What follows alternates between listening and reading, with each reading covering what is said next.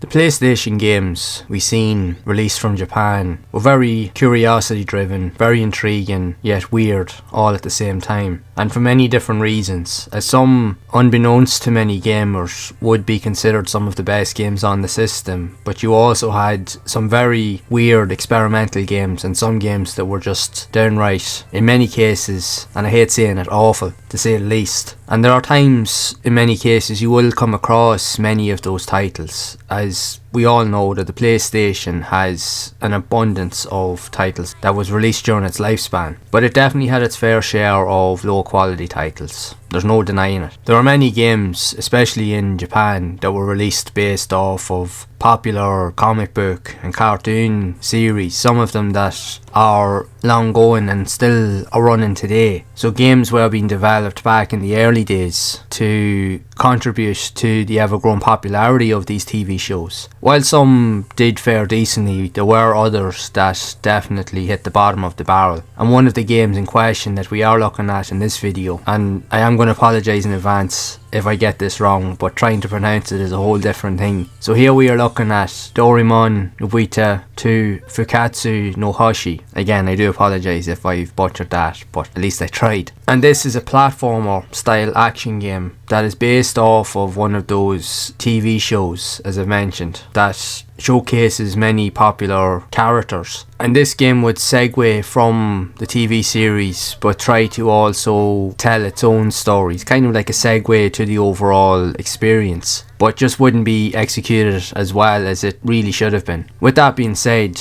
the game itself was completely torn apart with regards to reviews, as the game did get a release on both the PlayStation 1 and the Sega Saturn in 1996. In Japan only. Its later sequels would see some improvements to the gameplay, style, mechanics and features, but this first game was considered so bad that magazines just literally just wiped the floor with it, to a point that they told people just to stay away from it altogether. Sometimes putting popular characters into video games doesn't always necessarily work. Sometimes you can get it to work, like if you look at popular Disney games that were released on earlier Sega consoles and even Nintendo consoles, with the likes of Aladdin, Donald Duck, Mickey Mouse and him with a few. While there are definitely a few games on those lists that are definitely questionable, there were some very good and well put together games, but it doesn't always mean that every game that features cartoon or movie characters is going to be good. And unfortunately with this game, while there is very little information online, I have spent a bit of time trying to find any relevant information that's worth discussing, and I did find one or two articles which I will leave links to in the description, and they do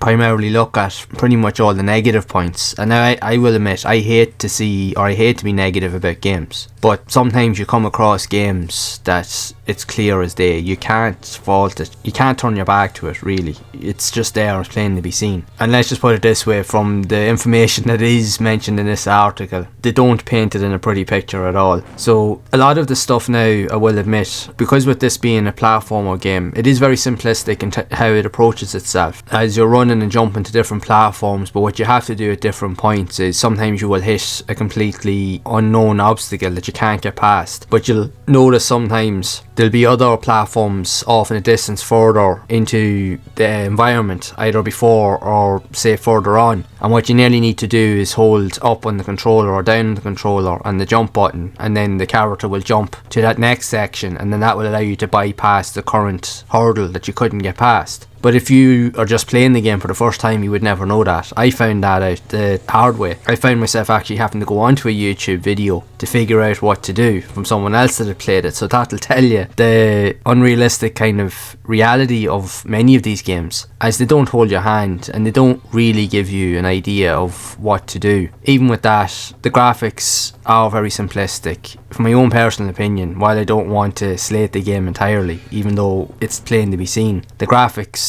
could have been a lot better. The 2D sprites are not as good as they probably could be, even though they're based off of popular TV characters or cartoon characters of the time. And there's not really much idea or concept behind each of the levels. All you really need to do is just get to the end point, and in some cases, in some of the levels, you'll end up having to fight a boss, and you just have to figure out a way to damage it. Now, it won't always be apparent the first time. Again, I had to go and look for different ideas online to try and figure out what to do, but eventually I got to a point where I just couldn't get any further. And the game is difficult, and mainly for a number of reasons. It looks simple in how it presents itself, but it's hard to execute because, like with the challenges in some of the levels, you can get completely just stuck on certain areas that you can't seem to get past. Now I don't know whether it's down to bad level design or whether there's a way around it, which I think that there is, but just when I was playing certain levels I just couldn't figure it out. But what it comes down to is that at different points in the game as well, is at the end of most levels you'll gain the ability or the option to be able to pick different attributes or items which one of the main characters will pull out of a bag. But this also determines a certain route that you will take, so depending on the item that you get will take you to a completely different level. So there is different levels in the game, but the level choices, especially later in the game, are all dependent on the items that you pick up or that you're presented with, that you choose. So it could lead to going into space, going into jungles, or even in some cases, for me, I ended up in a level where I was underwater. And it was different from the other levels because you couldn't transition to different ledges or areas that were in the distance like you could in other levels. So it got to a point where you literally just got stuck and there couldn't seem to be any way of knowing how to get past, like a wall or something that was just blocking your way. And it got to a point where I just had to say enough was enough. I couldn't play it anymore because I didn't know what to do, and I couldn't find anything online from the videos because there was no content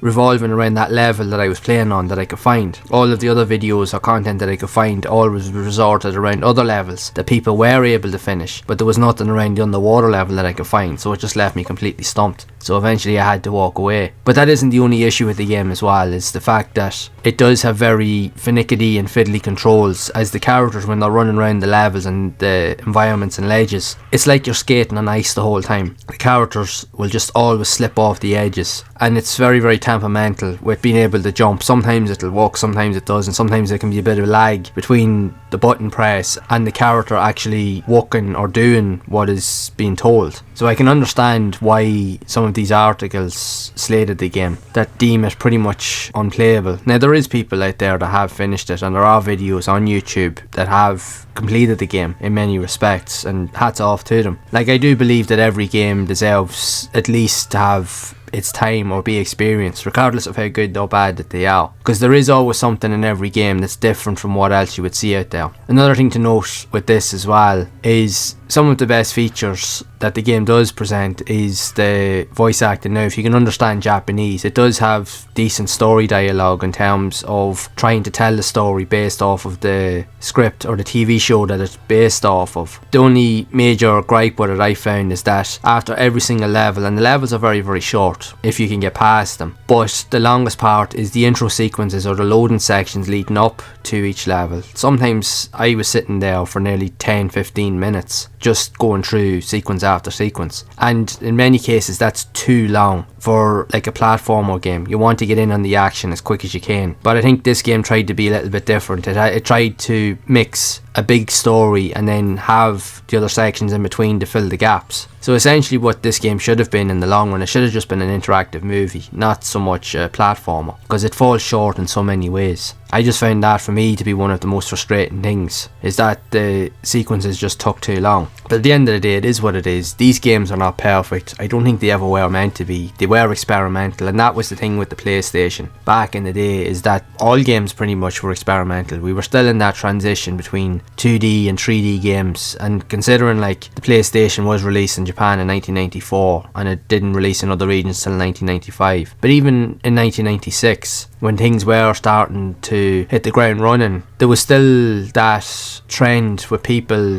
getting used to certain features, and even developers trying to figure out how to move from 2D to 3D and trying to even balance or incorporate the two styles, and in some cases they just weren't able to execute it as well as it could have been. But that's just down to experience, or therefore lack of. But at least they tried something that tried to be different, but let's just say it could have been better. It is what it is at the end of the day. Now, would I recommend playing it? Well, if you understand or even know what this TV show is, and if you're a fan of it, then you can give it a try, but for most people it probably would be best to avoid it. But like I said, I think every game does warrant at least a single experience. Now, I know that not everybody will like that, and I get that. It won't be for everybody, but that's for you to decide. But regardless, I would like to hear your thoughts of this game if you have played it yourself, or even do you know what it is, and what do you think of this type of game overall, or have you experienced games like this in the past? So be sure to share it down in the comments below. And if you would like to see more content content around more of these unusual and quirky and yet intriguing style games that were released on the PlayStation, especially in Japan, then leave a like on the video, subscribe to the channel and hit that bell to be updated of future videos. And you can check out the playlist on screen to see a lot more of those games that I have covered on the channel in action. And as always, keep those gaming memories alive.